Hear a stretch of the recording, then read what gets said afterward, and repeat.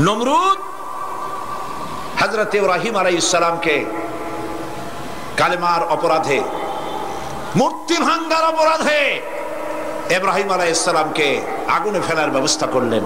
আমার জাতির পিতা, বিশ্বের সমস্ত মুসলমানদের একমাত্র জাতির পিতা, নাম বলো। তাকে আগুনে ফেলা হচ্ছিল। অপরাধ কি? মূর্তি ভেঙেছিলেন। অপরাধ কি? মূর্তি ভেঙেছিলেন।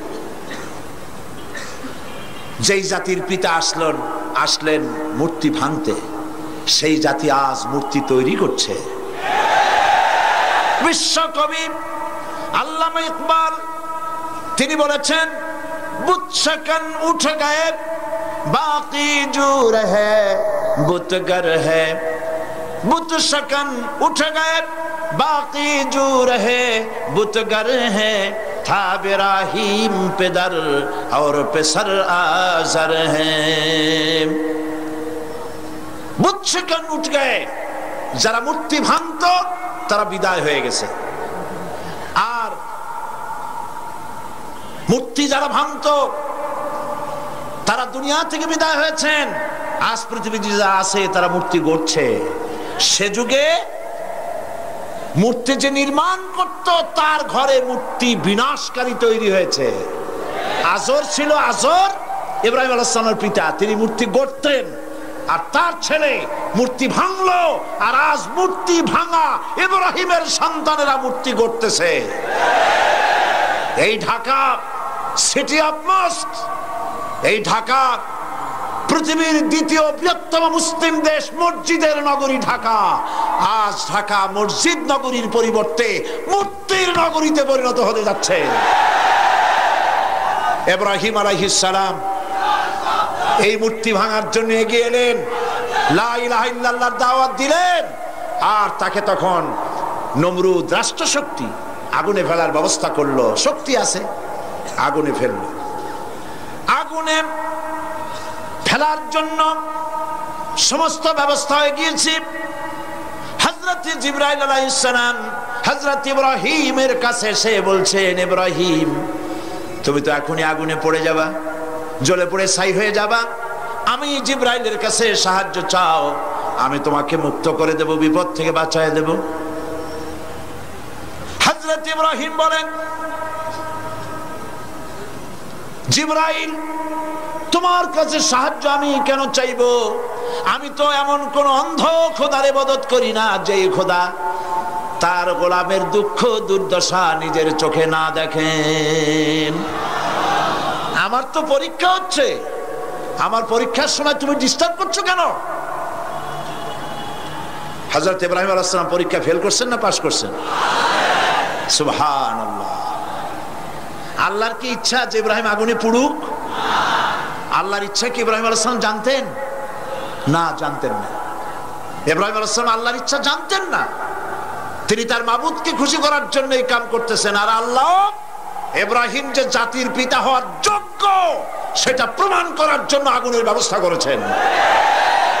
খালি জাতির পিতা বললেই হবে না। জাতির পিতা কারা বলে? ইব্রাহিম আলাইহিস সালাম তার উজ্জ্বল দৃষ্টান্ত গোটা পৃথিবীতে যতদিন সূর্য পূর্ব দিগন্ত থেকে উদিত হয়ে পশ্চিম দিগন্ত অস্তমিত যাবে ততদিন পর্যন্ত বিশ্বের সকল মুসলমানদের জন্য জাতির পিতা ইব্রাহিম আলাইহিস সালাম। আগুনের ভেতরে ইব্রাহিমকে আগুনে ভালানো হচ্ছে। হযরত ইব্রাহিম আগুনের ভিতরে পড়ে যাচ্ছেন। আল্লাহ রাব্বুল আলামিন আগুনে পড়ার আগেই আগুনের প্রতি আল্লাহ পাক নোটিশ করে দিলেন, ইয়া নারু কুনি বারদাও ওয়া সালামান আলা ইব্রাহিম। এই আগুন আমার ইব্রাহিমের জন্য শান্তিদায়ক ঠান্ডা হয়ে যা। সালামান শব্দ যদি ব্যবহার করা না হতো তাফসীরে এসেছে হযরত ইব্রাহিম আলাইহিস সালাম ফ্রিজ হয়ে যেতেন, বরফ হয়ে যেতেন। আল্লাহর হুকুম তো হুকুমই, ঠান্ডা হয়ে যা। তো ঠান্ডা জনমের মতো হইলে হযরত ইব্রাহিম আলাইহিস সালাম তো বাঁচতেনই না। আল্লাহ পাকের কথার মধ্যে কোনো ফাঁক ফোকর নাই। সুবহানাল্লাহ বলেন। আগুন আমার ইব্রাহিমের জন্য শান্তিদায়ক ঠান্ডা হওয়া। এরকম ঠান্ডা হবি না যাতে তার কষ্ট হয়। ঠান্ডা কি সবসময় শান্তিদায়ক হয় নাকি? ফ্রিজের মধ্যে হাত দিয়ে দেখেন কিরকম শান্তিদায়ক ঠান্ডা, ডিপ ফ্রিজে মাথা ঢুকায় দেখেন অবস্থাটা কি। আগুন জ্বলছে, ইব্রাহিম জ্বলে না। নমরুদ খুব খুশি, ইব্রাহিমকে জ্বালাই ফেলাইলাম। ছাদের উপরে উঠছে দেখার জন্য জ্বলে কিনা, তাকায় দেখে কি সর্বনাশ, ইব্রাহিম তো জ্বলেই না। হে আগুনের মধ্যে আরামসে বসে হয়েছে, ঠ্যাঙের উপরে ঠ্যাং ফেলাই। আশ্চর্য কথা। নমরুদ বলতেছে, আগুন রে তোর কি হলো? আমার দুশ্মনকে কেন জ্বালাতে পারিস না? তোর দাহ্য শক্তি কি নষ্ট হয়ে গেছে নাকি?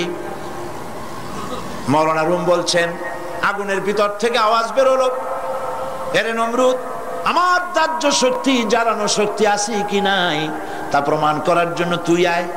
তোরে সুদ্ধা তামাম দুনিয়া জ্বালাই দিতে পারি, ইব্রাহিমের পশম জ্বালাইতে পারি না। আমার বিশ্বকবি আল্লামা ইকবাল কি সুন্দর করে বলেছেন, আজ ভি হো जो इब्राहिम का ईमान पैदा आग कर सकती है एक अंदाज़े गुलिस्तान पैदा। ইব্রাহিমের ঈমান যদি আজও কোথায় হয় বিদ্যমান করতে পারেন অগ্নিকুণ্ডে খুবসুরত গুলিস্তান। আজও কোন মুসলমানের মধ্যে যদি ইব্রাহিমের ঈমান থাকে আর কোন নমরুদ যদি তাকে আগুনের কুণ্ডে ফেলায়, আল্লাহ পাক ওই আগুনকে ফুলের বাগান বানাই দিতে পারেন। আব্দুল্লাহ, আব্দুল উজ্জা তখন নাম, তিনি এই ল্যাংটা অবস্থায় মায়ের কাছে গিয়ে হাজির হলেন। মা তার উলঙ্গ যুবক ছেলেকে দেখে দুই হাতে চোখ চেপে ধরেছেন, নিজের চোখ। বললেন, তোমার এই দুর্দশা কেন? ছেলে বলল, মা, ঈমান আনতে গিয়ে সব হারাইছি, কিন্তু ঈমান হারাই নাই। তুমি আমার কাছে কি চাও? আব্দুল্লাহ বলল, আব্দুল উজ্জা বললেন, কিছু চাই না মা, আমি এই দেশে থাকতে পারবো না, আমি চলে যেতে চাই আমার মাহবুব সরওয়ারে কায়নাত মুহাম্মদ রাসূলুল্লাহ সাল্লাল্লাহু আলাইহি ওয়াসাল্লামের মদিনায় যাইতে চাই, কিন্তু আমি ল্যাংটা যাবো কেমনে? আমার একটু কাপড় দেন। মা বলল, আমার কাছে তো অতিরিক্ত কাপড় নাই, আছে একটা ছেঁড়া কম্বল। দেন সেইটা। ছেঁড়া কম্বলটা পরলেন, সেটা হাঁটু ঢাকলো না। এই অবস্থায় পায়ে হেঁটে দিনের পর দিন খেয়ে না খেয়ে যুবক আব্দুল উজ্জা চলে গেলেন মসজিদে নববীতে। মসজিদে নববীতে বসে আছেন, হাঁটুর উপরে কাপড়, যুবক বসা, মাথার চুল উস্কো খুস্কো, ক্ষুদায় চক্ষু কোটরগত। হযরতে নবী করিম সাল্লাল্লাহু আলাইহি ওয়াসাল্লাম হুজরা থেকে বেরিয়ে এসে তার দিকে নজর পড়েছেন। জিজ্ঞেস করলেন, তুমি কে? তোমার এই অবস্থা কেন? আব্দুল উজ্জা নিজের নাম বললেন আর ঘটনা শুনাইলেন। নবী করিম সাল্লাল্লাহু আলাইহি ওয়াসাল্লাম বললেন, তোমার নাম আব্দুল উজ্জা নয়, তোমার নাম আব্দুল্লাহ। আসহাবে সুফফা তাদেরকে বললেন, একে কোরআন শরীফ শিখাও। আসহাবে সুফফা তাকে কোরআন শরীফ শিখাইতো এবং তিনি কোরআন শরীফ চিল্লায় চিল্লায় পড়তেন, জোরে জোরে পড়তেন। আসহাবে সুফফা নবী করিম সাল্লাল্লাহু আলাইহি ওয়াসাল্লামকে অভিযোগ করলেন যে তার চিল্লানির জ্বালায় আমরা ঘুমাইতে পারি না। আল্লাহর নবী বলেন, ও আমার সাহাবীরা, আব্দুল্লাহ তার ঈমান আনার জন্য সব ছেড়ে এসেছে, এমনকি পরনের কাপড়টাও আনতে পারে নাই, তারে চিল্লাইতে দাও, প্রাণ ভরে তাকে তেলাওয়াত করতে দাও, কারণ চড়া দাম দিয়া সে ঈমানকে রক্ষা করেছে। ইত্তাব শরীফ, তাবুকের যুদ্ধ শুরু হয়ে গেল, যুদ্ধের দামামা বেজে উঠল। নবী করিম সাল্লাল্লাহু আলাইহি ওয়াসাল্লাম সাহাবায়ে কেরামদের কাছে, সাহাবায়ে কেরামের কাছে চাঁদা চাইলেন। রোমানদের বিরুদ্ধে যুদ্ধ হবে, যার কাছে যা আছে নিয়ে আসো। সবাই দিতে লাগলো, সোনা দিল, দানা দিল, অস্ত্র দিল, টাকা দিল, পয়সা দিল, সব নবীজির সামনে স্তূপ হয়ে গেছে। নবীজিকে ওপাশ থেকে দেখা যায় না। আল্লাহর নবী বললেন, তোমরা তো সবাই দিলে, কিন্তু আবু বকর কোথায়? তারে তো দেখি না। হযরতে আবু বকর রাদিয়াল্লাহু তাআলা আনহু একটি খুঁটির আড়ালে দাঁড়ানো ছিলেন, সেখান থেকে তিনি বেরিয়ে আসলেন। হাতে একটা ছোট্ট টোপলা ছিল, তিনি তা ধরিয়ে দিলেন নবীর হাতে। নবীজি টোপলাটার মুখ ছেড়ে যখন ঢাললেন, দেখা গেল তার থেকে বেরিয়ে এসছে কয়েক কেজি গম আর কিছু দিরহাম। হযরতে নবী করিম সাল্লাল্লাহু আলাইহি ওয়াসাল্লাম হযরত আবু বকরের চেহারার দিকে তাকিয়ে দেখেন, হযরত আবু বকরের চোখ থেকে পানি পড়ে দাড়ি মোবারক ভিজে ভিজে পড়ছে। নবীজি প্রশ্ন করলেন, আবু বকর। হযরত নবীজি সমস্ত সাহাবীদের দিকে তাকায় বললেন, ও আমার সাহাবীরা, রোমানদের বিরুদ্ধে লড়াই করার জন্য তোমরা যত যা কিছু আজ সাহায্য করেছো, সকল সাহায্যের চাইতে আবু বকরের দান আল্লাহর কাছে বেশি মর্যাদা হয়ে গেছে। তাদের ধারণা হলো, তা কেমনে হলো, এত এত দিলাম। নবীজি জিজ্ঞেস করলেন, ওমর কত দিছো, বাড়ি কত? ওসমান কত দিছো, বাড়ি কত? সবাই বলল, এত এত দিছি, বাড়ি এত এত আছে। সবশেষে নবীজি হযরত আবু বকর রাদিয়াল্লাহু তাআলা আনহুকে প্রশ্ন করলেন, আবু বকর তুমি কত দিয়েছো আর বাড়ি কত আছে? হযরত আবু বকর রাদিয়াল্লাহু তাআলা আনহু বললেন, ইয়া রাসূলুল্লাহি, আবু বকরের ঘরে জাগতিক সম্পদ বলতে যা বুঝায় সব এনে নবীজির কদম মোবারকে হাজির করে দিয়েছি। আমি আবু বকরের ঘরে আল্লাহ এবং রাসূল ছাড়া কোনো জিনিস আর এখন বাকি নাই। নবীজি 30,000 সৈন্য নিয়ে আগালেন জিহাদের জন্য। প্রতিমধ্যে হযরতে আব্দুল্লাহ নবীজির সামনে এসে দাঁড়ালেন, বললেন, ইয়া রাসূলুল্লাহ, আমি আমার নজরে তাকায় দেখলাম সাহাবায়ে কেরাম যার কাছে যা ছিল সব আপনার পায়ের উপরে, আপনার কদম মোবারক উৎসর্গ করেছে। আমার কিছু নাই, এই যুদ্ধে কিছুই দিতে পারলাম না। আমি শুধু দোয়া চাই, হে রাসূল, আমার সবচাইতে প্রিয় জীবনটা যেন এই জিহাদে আমি দান করে দিতে পারি। প্রিয় ভাইয়েরা আমার, নবীজি বললেন, একটা গাছের ছাল নিয়ে আস। একটা গাছের ছাল আনা হলো।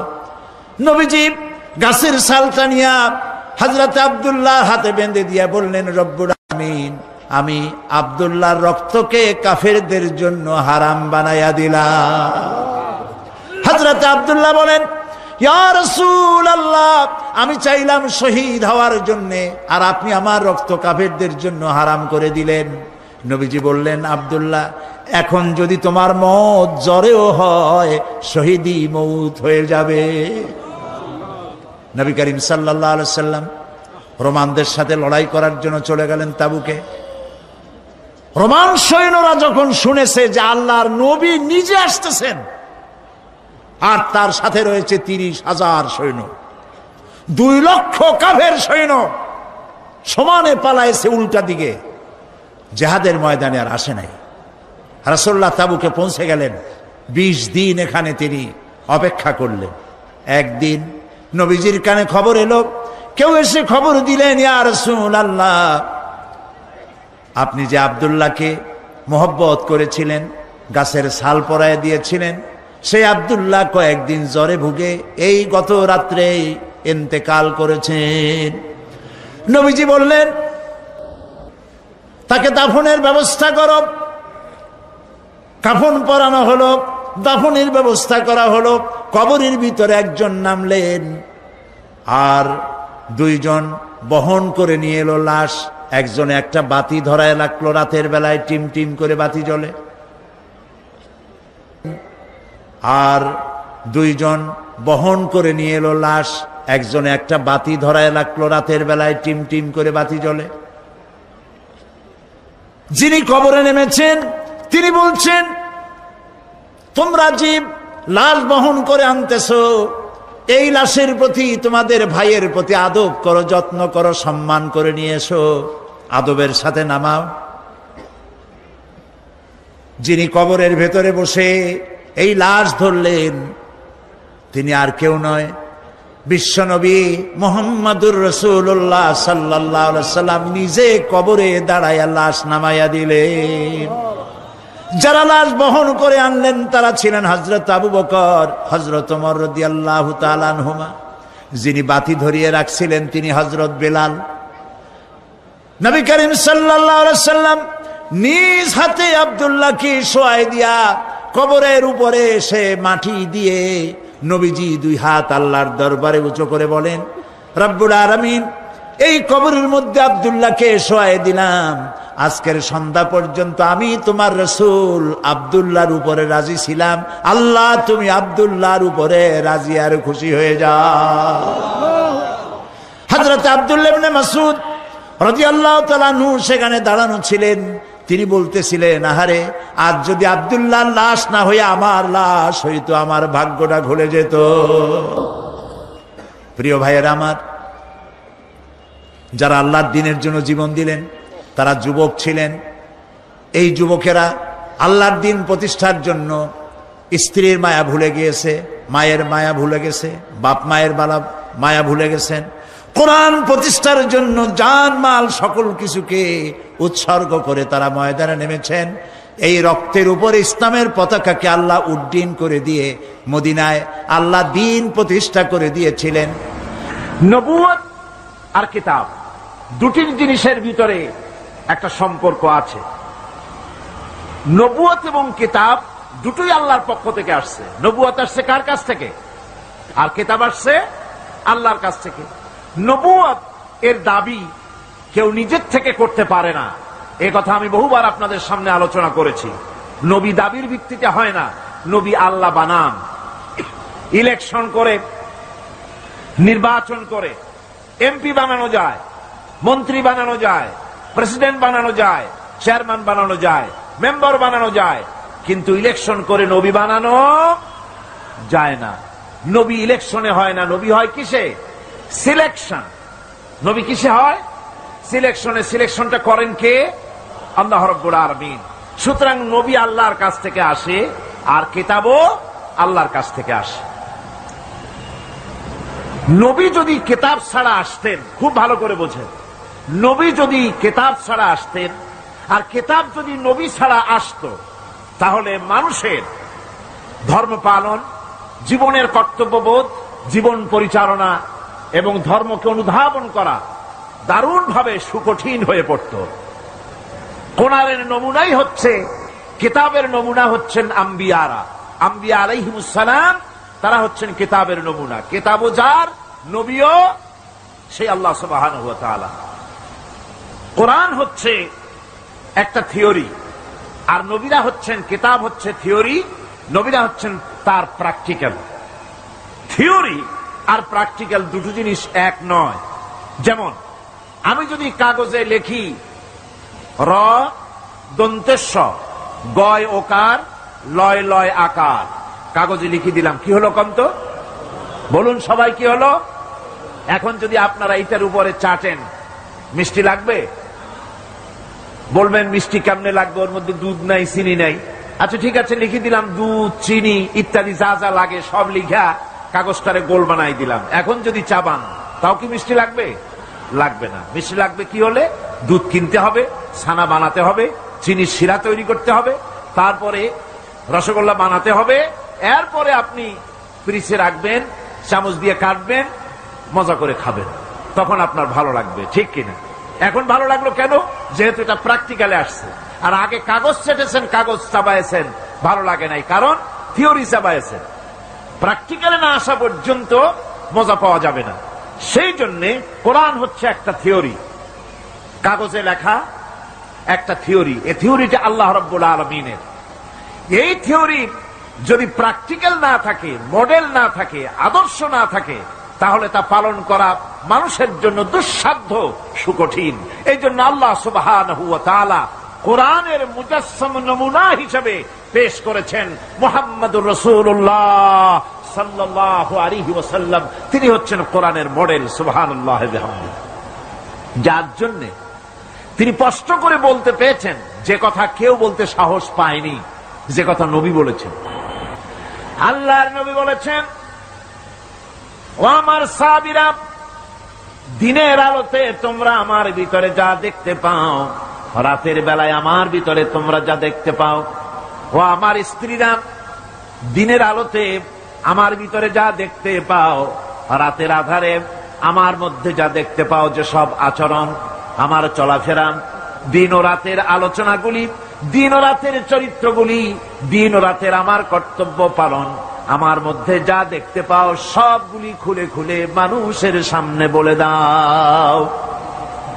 এই কথা তো আর কেউ বলতে পারেনি পৃথিবীতে, নবীরা ছাড়া এত বড় কথা পৃথিবীর আর কেউ বলতে সাহস পাবে না। কথা ঠিক কিনা গণ? জোরে বলেন, পারবে বলতে? যত বড়ই মুহাদ্দিস হোক, মাওলানা হোক, খাজা বাবা হোক, নামের আগে যতই 5 হাত লম্বা ডিগ্রি লাগান না কেন, কাগজে যখন নাম লেখে হুঁশ থাকে না। কত যে লেখে, কি যে লিখে, শুধু নামের সামনে আলাইহিস সালাম টুক বাদ রাখে। হ্যাঁ, সব লিখে আবেগের ঠেলায় অস্থির হয়ে যায়। কোন ব্যক্তি আছেন যিনি বলতে পারবেন আমার শৈশবকালীন, যৌবনকালীন, বৃদ্ধকালীন, রাতের, দিনের সব ঘটনা মানুষের কাছে বলে দাও? কেউ কি পারবে বলতে? না, কেবলমাত্র পারবে আম্বিয়া আলাইহিমুস সালাম। যেহেতু আল্লাহ রাব্বুল আলামিন তাদেরকে কন্ট্রোল করেছেন, হেফাজত করেছেন, তারা হচ্ছেন চরিত্রের আধার, অনুপম চরিত্রের উৎস, উৎকৃষ্ট নমুনা, যাদের চরিত্রের ভিতরে কোনো কালিমা নাই, ভুল নাই, গুনাহ নাই। মহব্বতের সাথে বলেন সুবহানাল্লাহ। এই জন্য নবী, নবুয়ত আর কিতাব দুটোই আসছে আল্লাহর কাছ থেকে। সেই জন্য বিশ্ববাসীর বাঁচার পথ নবীদের অনুসরণ। বিশ্ববাসীর বাঁচার পথ কি? নবীদের অনুসরণ। আল্লাহ রাব্বুল আলামিন তিনি কিতাব পাঠিয়েছেন, কিতাবের উপর ঈমান আনা লাগবে। আর নবীও তিনি পাঠিয়েছেন। সাধারণ নেতা নবীদের ভিতরে পার্থক্য হলো আকাশ আর জমিনের। গালফ অফ ডিফারেন্স, আকাশ আর জমিনের পার্থক্য। সাধারণ নেতা আর নবী, এর মধ্যে পার্থক্য কতখানি? আকাশ আর জমিনের। এর থেকেও যদি বড় দৃষ্টান্ত দেওয়া যায় তো তাই।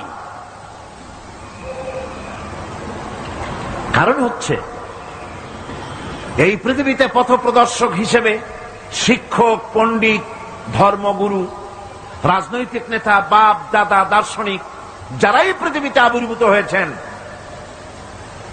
নবীদের সঙ্গে তাদের মৌলিক একটা পার্থক্য আছে।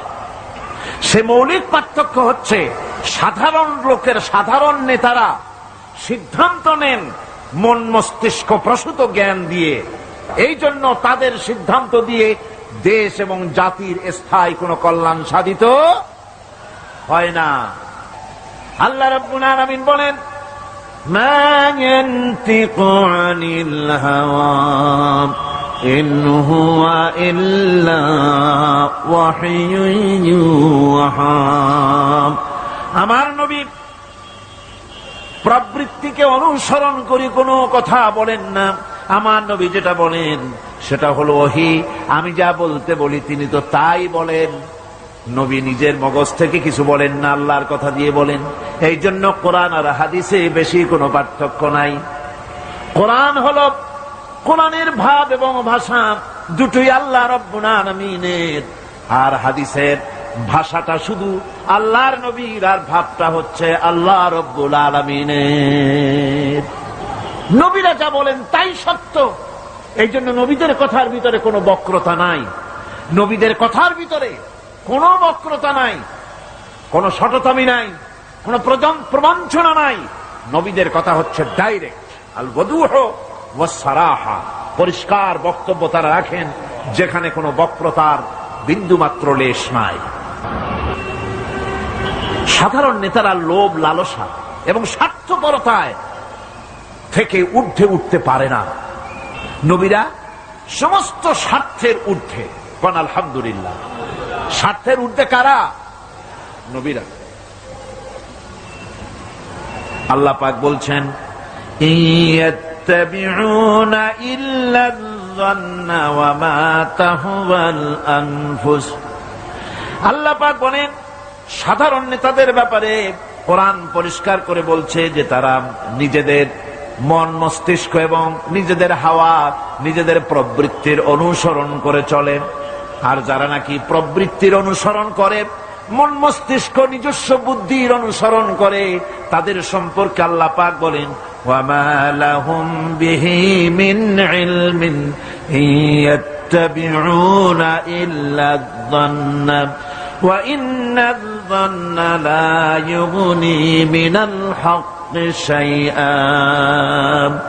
তাদের কাছে সত্যিকারের কোনো জ্ঞান নাই, তারা তো নিজেদের আন্দাজ এবং অনুমানের ভিত্তিতে চলে, আর আন্দাজ আর অনুমান কোনদিন হকের দাবি মিটাতে পারে না। হক যেটা, হকের দাবি আন্দাজ আর অনুমান কোনদিন পূরণ করতে পারে না। আল্লাহর জ্ঞান হচ্ছে পারফেক্ট জ্ঞান। সেই জ্ঞান দিয়ে আল্লাহ পাক নবীদের কাছে বাণী পাঠিয়েছেন। কোরআনে কারীম বলছে, ওয়ামান আযাল্লু মিম্মান ইত্তাবা'a হাওয়াহু বিগাইরি হুদাম মিনাল্লাহ। তার চাইতে গোমরাহ আর কে হতে পারে, তার চাইতে পথভ্রষ্ট আর কে হতে পারে, যে আল্লাহ পাকের পক্ষ থেকে বাণী আসার পরেও যে ব্যক্তি নিজের হাওয়ার অনুবর্তন করে, যে ব্যক্তি নিজের নফসের অনুবর্তন করে, নফসকে প্রবৃত্তিকে অনুসরণ করে, তার থেকে গোমরাহ আর কেউ হতে পারে না। পক্ষান্তরে নবী এবং রাসূলগণ তারা আল্লাহর জ্ঞানকে অনুসরণ করে চলেন। এই জন্য যেখানেই আল্লাহ পাক নবীদের কথা বলেছেন, সেখানে আল্লাহ পাক বলেছেন নবীদেরকে জ্ঞান দিয়েছি আমি। নবীদের জ্ঞান দিয়েছে কে? একথা আপনারা বিশ্বাস করবেন, মনে প্রাণে বিশ্বাস করবেন। একজন নবীও পৃথিবীর কোন শিক্ষা কেন্দ্র থেকে একাডেমিক কোয়ালিফিকেশন অর্জন করেন নাই। কোন নবী title pass, MA pass, BA pass, এই ধরনের প্রাতিষ্ঠানিক কোন সনদ তাদের কাছে নাই। অথচ তারা যা বলেছেন তা বিশ্বের সর্বশ্রেষ্ঠ কথা কিনা, জোরে গণ। আপনার আমার নবী জনাবে মুহাম্মদুর রাসূলুল্লাহ সাল্লাল্লাহু আলাইহি ওয়াসাল্লাম জীবনেও তিনি লিখতে জানেন নাই, পড়তে জানেন না, সই করতে জানেন না, নিজের নামটা কেমনে লিখবেন তাও তিনি জানেন না।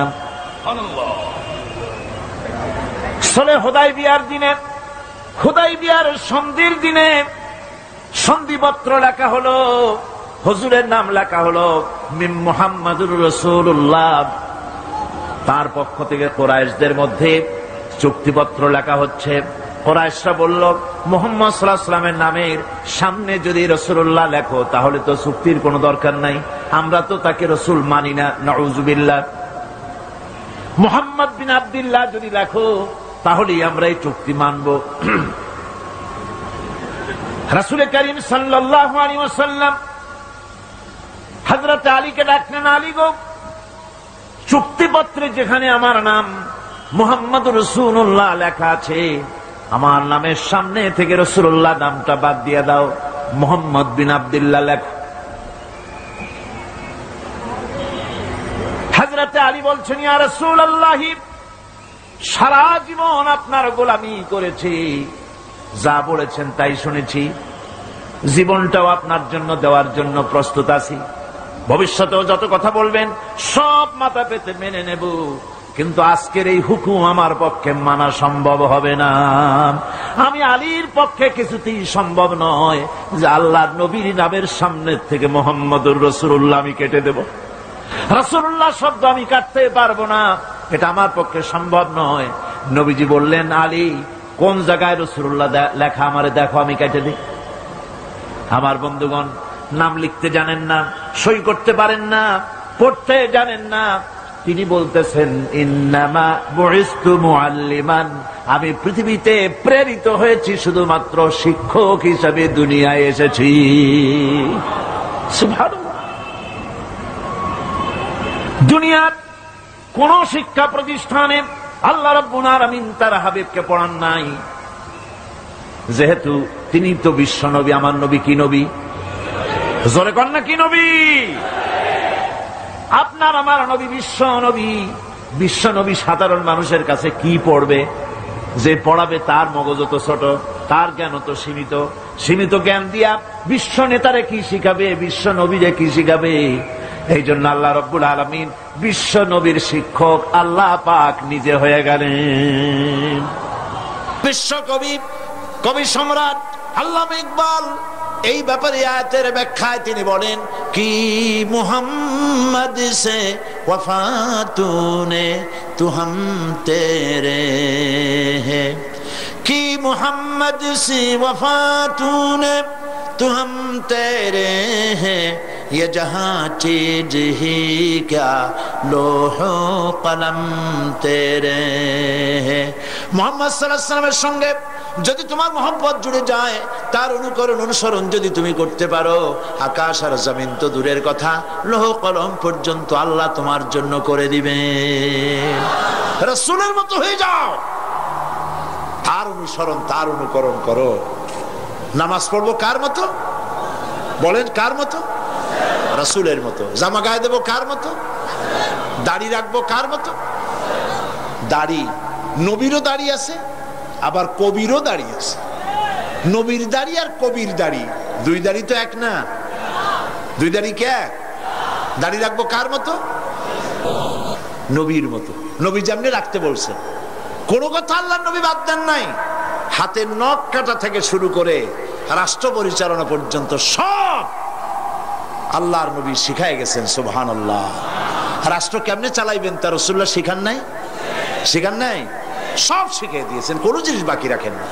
এই জন্য অনুসরণ অনুকরণ হতে হবে সবটা মুহাম্মদুর রাসূলুল্লাহ সাল্লাল্লাহু আলাইহি ওয়াসাল্লাম। এটাই হচ্ছে ঈমান, রাসূলের প্রতি ঈমানের এটাই হলো দাবি। আমি মুসলমান, আমার পরিচয় আমি মুসলমান। আমি মুসলমান হিসেবে বাঁচতে চাই, মুসলমান হিসেবে মরতে চাই, মুসলমান হিসেবে কিয়ামতে আল্লাহর দরবারে উঠতে চাই। এই কথাই আল্লাহ আমাকে শিখিয়ে দিয়েছেন। আল্লাহ পাক আমাকে শিখাচ্ছেন, কুল ইন্না সালাতি ওয়া নুসুকি ওয়া মাহইয়ায়া ওয়া মামাতি লিল্লাহি রাব্বিল আলামিন। বলো, আমার নামাজ, আমার কুরবানি, আমার হায়াত, আমার মত সব কার জন্য?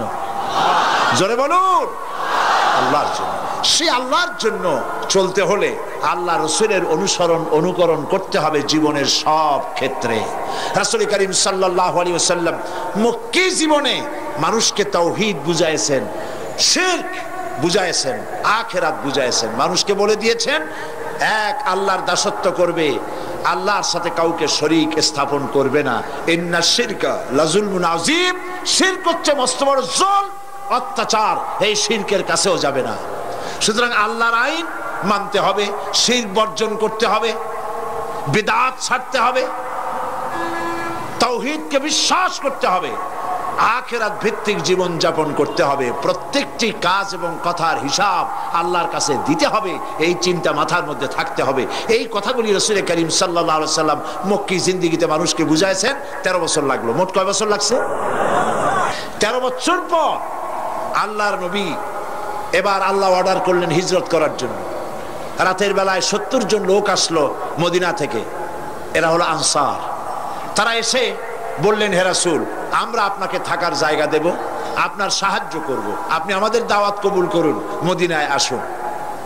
ছোট্ট যার বয়স কম 70 জনের মধ্যে তিনি বললেন, হে আমার মদিনাবাসীরা, তোমরা যে রাসূলুল্লাহকে দাওয়াত দিলে এর অর্থ কি তোমরা জানো?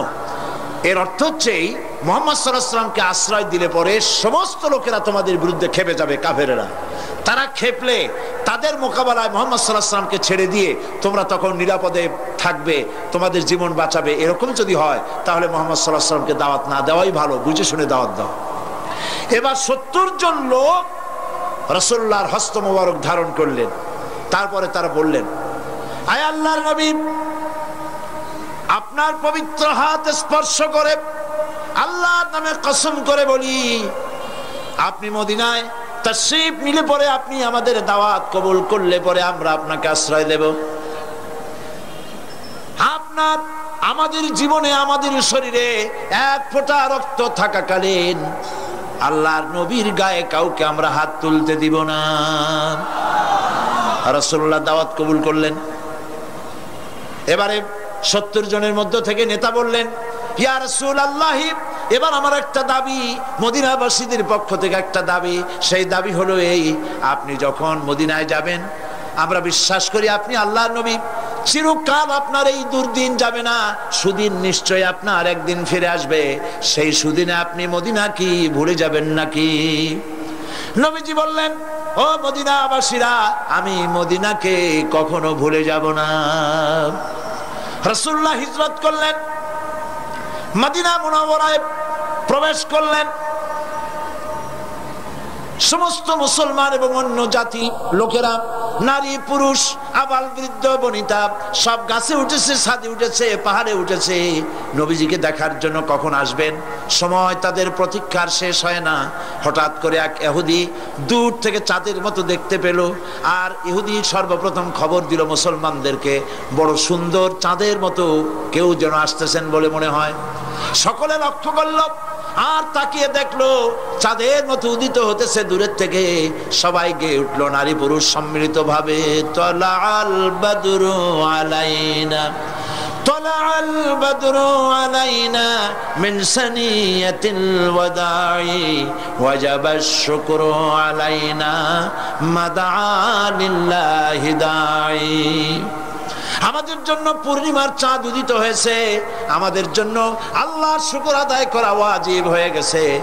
এটা বলার পরে নবীজি যখন প্রবেশ করলেন, সমস্ত মানুষ তাকে আছে, চোখ কেউ ফিরাইতে পারে না। এমন সুন্দর মানুষ জীবনে তারা আর কোনোদিন দেখেনি। সব তাকায় আছে, ছোট্ট ছোট্ট বাচ্চারা চতুর্দিক থেকে নবীজিকে ঘিরে ধরে তাকিয়ে আছে হুজুরের দিকে। নবীজি তাদের মাথার উপরে হাত বুলায়ে প্রশ্ন করলেন, ও মদিনার ছেলেরা, তোমরা, আমি আমার পিতৃভূমি মাতৃভূমি মক্কা ছেড়ে তোমাদের কাছে এসেছি, তোমরা কি আমাকে ভালোবাসবে? তোমরা কি আমাকে ভালোবাসবে? বাচ্চা ছেলেরা নবীজির কথা কি বুঝলো? বাচ্চা ছেলেরা নবীর মুখের দিকে তাকায় বলে, মদিনার ছোট ছোট বাচ্চারা বলছে, ইয়া মুহাম্মদ, হে আল্লাহর রাসূল, শুধু কি ভালোবাসবো? যদি প্রয়োজন হয় বা যখন প্রয়োজন হবে আমরা মদিনার আনসারদের ছোট্ট ছোট্ট বাচ্চা ছেলে মেয়েরা, আমাদের কলিজা আমাদের রক্ত আপনার কদম মোবারকে উৎসর্গ করে দেব। রাসূলুল্লাহ মদিনায় এসে ইসলামী স্টেট গড়লেন। আজ তিনি প্রেসিডেন্ট হয়ে গেলেন, মদিনায় রাষ্ট্র প্রতিষ্ঠা করলেন। আল্লাহ নবী তার প্রেসিডেন্ট হলেন, আর সংবিধান হলো কোরআন শরীফ। কোরআন দিয়া আজকে তিনি প্রেসিডেন্ট হলেন, কোরআন সংবিধান হলো। এই মদিনায় ঢোকার আগে আল্লাহ পাক তাকে একটা দোয়া শিখাইলেন। নবী, আপনি দোয়াটা পড়েন, রব্বি আদখিলনি মুদখালা সিদকিন ওয়া আখরিজনি মুখরাজা সিদকিন ওয়াজআলনি মিন লাদুনকা সুলতানান নাসীরা। আয় আমার রব, আমাকে সত্যের সাথে প্রবেশ করাও, সত্যের সাথে আমাকে বের করাও। ওয়াজআলনি মিন লাদুনকা সুলতানান নাসীরা, আর আল্লাহ তোমার পক্ষ থেকে আমাকে একটা সাহায্যকারী শক্তি দান করো। দুনিয়ার সমস্ত মুফাসসিরিনে কিরাম তারা সুলতানে নাসিরের অর্থ করেছে রাষ্ট্রীয় ক্ষমতা, পাওয়ার। আমাকে ক্ষমতা দাও, রাষ্ট্রীয় ক্ষমতা দাও। এই দোয়া কে শিখাচ্ছেন? বলেন, কে শিখাচ্ছেন? নবীকে শিখাচ্ছেন, রাষ্ট্রীয় ক্ষমতা দাও। সেই রাষ্ট্রের কনস্টিটিউশন কি হবে? আল কোরআন। আমাকে কোরআন শরীফ, আমাকে রাষ্ট্রীয় শক্তি দান করো। রাসূলুল্লাহ সাল্লাল্লাহু আলাইহি ওয়াসাল্লাম প্রবেশ করলেন এবং কোরআন দিয়ে রাষ্ট্র চালালেন। ইসলাম আর রাজনীতি আলাদা কোনো জিনিস নয়। আজকে যারা বলেন ইসলামকে রাজনীতিতে ব্যবহার করতে দেওয়া হবে না, এই কথা বলার সাহস যারা করছেন, অবশ্যই আল্লাহ তাদেরকে জমিন ব্যবহার করতে দিবেন না। কারণ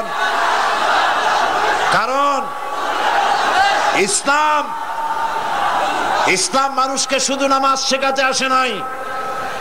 ইসলাম এসেছে কোরআনের আইন প্রতিষ্ঠা করার জন্য।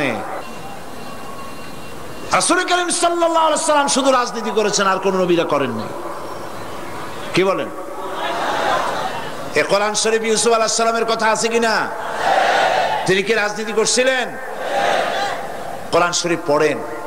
আমি কোরআন পড়ার জন্য সকলকে বিনীতভাবে অনুরোধ জানাই, সবাইকে জানাই। যারা ইসলাম পছন্দ হয় না, ইসলামের রাজনীতি পছন্দ হয় না, তাদেরকেও অনুরোধ জানাই, কোরআন পড়ুন, জেহেন খুলে যাবে। রবীন্দ্রনাথের বই পড়ে পড়িয়া অন্তত আর যাই হোক ইসলাম বোঝা যাবে না। ইসলাম বোঝার জন্য রসুলের কিতাব পড়তে হবে, হাদিস পড়তে হবে, আল্লাহর কিতাব পড়তে হবে, কোরআন পড়তে হবে। শান্তিনিকেতন দিয়ে ইসলাম বোঝা যাবে না। ইসলাম বোঝার জন্য মদিনা বুঝতে হবে, মদিনা বুঝতে হবে। কোরআন,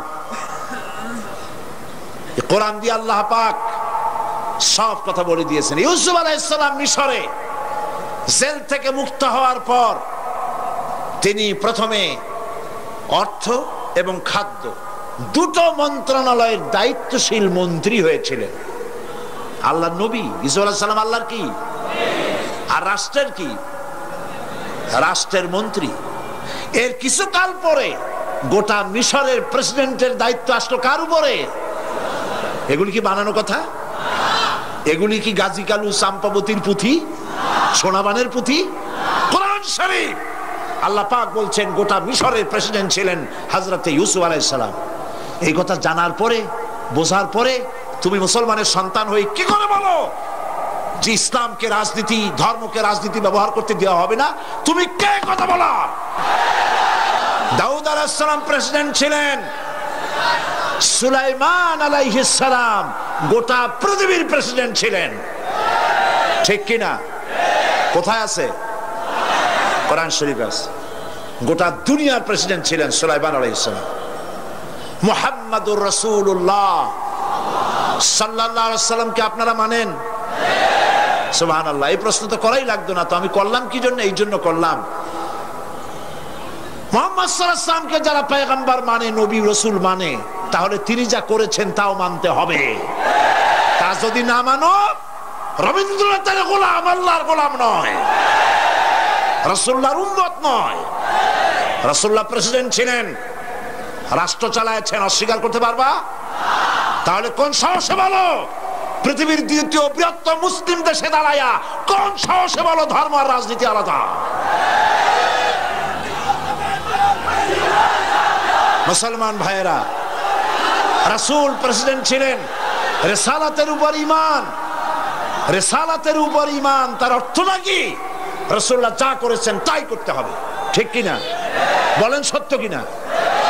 যদি নখ কাটি রসুলের মতো, দাড়ি রাখি রসুলের মতো, নামাজ পড়ি রসুলের মতো, জামা পড়ি রসুলের মতো, সব যদি রসুল্লাহর কথা মতো করি, আর হুজুর যে রাজনীতি করেছেন, অর্থনীতি দিয়েছেন, সমাজনীতি দিয়েছেন, হুজুর যে তার রাজনৈতিক জীবন ছিল সেইটা যদি বাদ দেন, তাহলে কিয়ামতে আল্লাহর কাছে জবাব দিতে পারবেন? পারবেন? রাসূল করিম সাল্লাল্লাহু আলাইহি সাল্লাম যে রাষ্ট্র তৈরি করেছিলেন, সেখানে অশান্তি ছিল না শান্তি ছিল? সেখানে কি দলীয়করণ ছিল, আত্মীয়করণ ছিল, চুরি ডাকাতি ছিল, জেনা ব্যভিচার ছিল? রাসূলুল্লাহ বলেছেন খায়রুল কুরুনে কারনি, সর্বশ্রেষ্ঠ যুগ আমার যুগ। ওইরকম আর একটা যুগ আবারও হইতে পারে, পারে কিনা? পারে কিনা? আপনারা তো চান কিনা? কারা কারা চান? দু হাত উঁচু করে দেখান তো। আলহামদুলিল্লাহ, হাত নামান, হাত নামান। রাসূল করিম, বাস হইছে, আমি বুঝতে পেরেছি আপনারা পারবেন ইনশাআল্লাহ। বলেন ইনশাআল্লাহ। বসুন, এক মুহূর্তে বসে পড়ুন। আমি বুঝছি আপনারা দাঁড়াইছেন কেন। আমি বললাম হাত উঁচু করতে, আপনি উঁচু করলেন সবটা। তার মানে হলো অনেক সময় বসে থাকছিলেন, কোমর ব্যথা ছিল, এই সুযোগটা কাজে লাগাইলেন। আমিও কিছু মনে করলাম না। বিষয়টা হচ্ছে যে আল্লাহ রাব্বুল আলামিন তার নবীকে দিয়ে কোরআন চালু করেছেন, কোরআন প্রতিষ্ঠা করেছেন। সুবহানাল্লাহ। এখন পাওয়ারটা কারে বলে দেখেন? পাওয়ার, রাষ্ট্রীয় শক্তিটা কি? আমি তো খালি অনুরোধ করতে পারি, সিনেমার পোস্টারগুলি, নোংরা পোস্টার দিয়ে দেশটারে সর্বনাশ করিয়েন না। আমি শুধু অনুরোধ করতে পারি, আর কিছু পারি না? পারি না। সিনেমার নগ্ন পোস্টার দিয়ে দেশ সর্বনাশ হয়ে গেছে, হয়েছে কিনা? লজ্জা শরম সব শেষ হয়ে গেল। তো দেখেন, অভিনয় নিয়ন্ত্রণ একে তো না শুনে বুড়ি, আরো যদি পায় ঢোলের বাড়ি। এমনি যে সমস্ত সিনেমার পোস্টার আর হাবিজাবি সিনেমা চালু হয়েছে, এরপরে অভিনয় নিয়ন্ত্রণ আইন বাতিল হয়ে গেল। এখন যে কি হবে বাংলাদেশে আল্লাহই জানে। শয়তান এদেশে আর থাকবে কিনা জানি না, এরাই যথেষ্ট। কি বিশ্রী নগ্ন অর্ধনগ্ন ছবি দিয়ে রাস্তাঘাট ভরে ফেলা হয়েছে। যুবতী মেয়ে নিয়ে তার বাবা, বোন নিয়ে তার ভাই, রাস্তায় চলার উপায় আছে? আর কি সব আশ্চর্য নাম সিনেমা। বাবা কেন ফকির, মা কেন চাকরানি? আমি শুধু অনুরোধ করতে পারি, এই সিনেমার পোস্টারগুলি আপনারা ছিঁড়ে ফেলেন। সরকারকে বলতে পারি, অনুরোধ করতে পারি, এগুলি বন্ধ করেন। কিন্তু যদি পাওয়ার থাকে হাতে, তাহলে পার্লামেন্টে কয়েক মিনিটের কাজ। সেখানে বসে বলা হবে, ওইখানে বসে বলা হবে, অশ্লীল সিনেমা আজকে থেকে আর চালানো যাবে না। ডিশ অ্যান্টেনার মাধ্যমে আমার জাতিকে আর দুশ্চরিত্র বানানো যাবে না। আল্লাহর ঘরের মধ্যে মূর্তি ছিল কয়টা? কর, হ্যাঁ, 360টা মূর্তি দিয়ে ভরা। রাসূলুল্লাহ নবুয়ত পাইয়া সেই মূর্তিগুলার কাছে কত বছর ছিলেন? 13 বছর। কত বছর? 13 বছর বসে এই আল্লাহর ঘরের মধ্যে 360টা মূর্তির একটা মূর্তিকেও 1 ইঞ্চি জায়গা সরাতে পেরেছেন? পারেন নাই। সাফ কথা, পারেন নাই। কিন্তু যখন মদিনা শরীফে হিজরত করলেন, আজকে মুহাম্মদ সাল্লাল্লাহু আলাইহি সাল্লাম আল্লাহর পয়গম্বর, রাষ্ট্রপতি, প্রেসিডেন্ট, মদিনার থেকে তিনি মক্কা চলেছেন। সাথে কত লোক? 10,000। সুবহানাল্লাহ বলতে ইচ্ছে করে না? রাতের বেলায় যিনি একাকী এসেছিলেন আত্মগোপন করে, হযরত আবু বকরকে সাথে নিয়ে আত্মগোপন করে এসেছিলেন, আজ তিনি একা নন। আজকে তিনি রওনা করেছেন দিনের আলোতে, 10,000 তরবারি চকচক করছে। তিনি মক্কা থেকে, মদিনা থেকে মক্কায় প্রবেশ করলেন। ওরা ইসলামকে, বাংলাদেশে যে পত্রিকাগুলি এখন হইছে, এদের কাজ হইল ইসলামকে বিকৃত করে তোলা। আলেম মানে মারামারি করা, মাদ্রাসার ছাত্র মানে ট্রেন অ্যাক্সিডেন্ট করায় দেওয়া, তারপরে আলেম আর পীর মানে হলো পুলিশ মারা। এইগুলি তারা চিত্রিত করছে। প্রকৃত ঘটনা একদিন না একদিন জাতির কাছে ভেসে উঠবেই ইনশাআল্লাহ। কারা রাতের আধারে পুলিশ মেরেছ, এর জবাব জাতিকে দিতে হবে। পুলিশ হত্যা করেছ, ছেড়ে দেওয়া হবে না। কোন আলেম ওলামা পুলিশের গায়ে হাত দেয় নাই।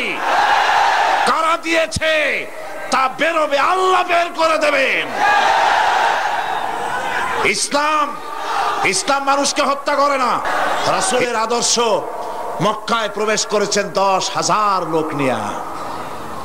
রাসূলুল্লাহ বলছেন, খবরদার, আমার বিনা অনুমতিতে, কান খুলে শুনুন, আমার বিনা অনুমতিতে কোন বৃদ্ধ, কোন অসুস্থ, কোন নারী, কোন শিশু এদের গায়ে হাত তুলবে না এবং কোন ফলদার বৃক্ষ কর্তন করবে না, বলেছেন বিশ্বনবী মুহাম্মদ রাসূলুল্লাহ সাল্লাল্লাহু আলাইহি ওয়াসাল্লাম।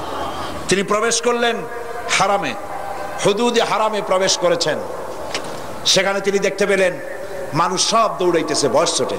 তাদের আগের ধারণা আছে রাজা বাদশারা কোন এলাকা দখল করলে সমানে কচু কাটা করে, নিজের দলের লোক বাদ দিয়া সবাইরে মারতে থাকে সমানে। সেই ধারণার বশবর্তী হয়ে তারা দৌড়াচ্ছে। এক বুড়ি 2-3টা বস্কা খালি দৌড়ায়, 2টা পরে 3টা উঠায়, 1টা পরে 2টা উঠায়। পরেশান হয়ে গেছে। হুজুরের দৃষ্টি আকৃষ্ট হলো সেদিকে। নবী করিম সাল্লাল্লাহু আলাইহি সাল্লাম তার কাছে গিয়ে বলছেন, মা, তুমি এভাবে পরেশান হয়ে দৌড়াচ্ছ কেন? বুড়ি বলছে, তুমি কে? তুমি আবার কারণ জিজ্ঞেস করো। তুমি জানো না আব্দুল্লাহর পুত্র মুহাম্মদ এসেছে মক্কা থেকে সাল্লাল্লাহু আলাইহি ওয়াসাল্লাম, আজ আর কাফের একটাও হবে না। হুজুর বলছেন, মা তুমি কোথায় যাবে? তো তার এলাকা সে বলল। তিনি বললেন, মা তোমার তো খুব কষ্ট হচ্ছে, তোমার বোঝাগুলি আমারে দাও, আমি তোমার গন্তব্যে পৌঁছে দিয়ে আসি। বোঝাগুলি তিনি নিলেন, এগিয়ে যেতে লাগলেন। বুড়ি তার গন্তব্যে পৌঁছবার পর বলল, এটাই আমার নিরাপদ জায়গা, এখানে রাখো। এরপরে বুড়ি তার আঁচল থেকে কয়েকটা টাকা বের করে ওই হুজুরের হাতে তুলে দিলেন, দিতে চাইলেন। হুজুর সাল্লাল্লাহু আলাইহি ওয়াসাল্লাম বললেন, আমি পয়সা নেব না। কেন নিবে না? আমি তো বিশ্বাস করতে পারি না। আমার জাতি বিনা পয়সায় কারো উপকার করে, এ কথা তো আমরা স্বপ্নও দেখি না। তুমি পয়সা নেবে না, তুমি আমার মালগুলো নিয়ে পিছন থেকে কেটে পড়ো না, এই তো আমার কপাল। তুমি পয়সা নেবে না, তুমি কে? আল্লাহর নবী বলেন, বুড়িমা, যার ভয়তে কাবা শরীফ থেকে এত দূর পর্যন্ত আপনি এসেছেন, আমি সেই মক্কার আব্দুল্লাহর পুত্র মুহাম্মাদুর রাসূলুল্লাহ।